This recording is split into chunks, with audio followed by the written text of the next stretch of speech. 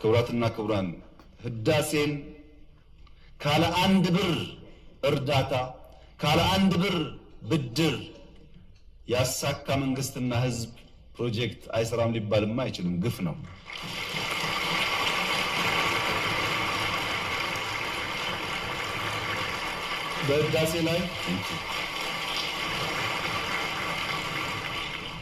በህዳሴ ላይ አንድም ብር እርዳታ አንድም ብር ብድር ኢትዮጵያ አልወሰደችም።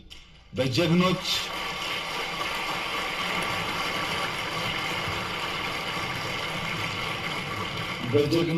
ኢትዮጵያውያን ቁርጠኛ አቋም በሀገር ውስጥም በሀገር ውጭ ያሉም ኢትዮጵያውያን በቁርጠኝነት ጨክነው በጋራ ቆመው ስለሰሩ የተከወነ ፕሮጀክት ነው።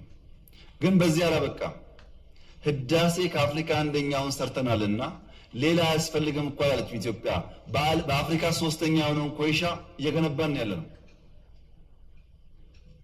የነፋሱን ሳልጨምር በርካታ ፕሮጀክቶች ይሰራሉ። ፕሮጀክት ቆሟል፣ ሜጋ ፕሮጀክት የለም ለተባለው እውነት ነው። ፕሮጀክት የለም፣ ግን ከአፍሪካ አንደኛው ኤርፖርት ኢትዮጵያ ውስጥ ተጀምሯል።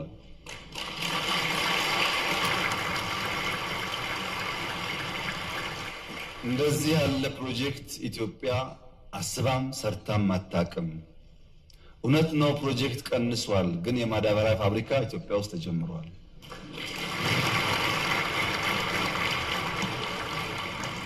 ፕሮጀክት ቀንሷል። የጋዝ ፌዝ 1 ጨርሰን ፌዝ 2 እና ሪፋይነሪ እየሰራን ነው።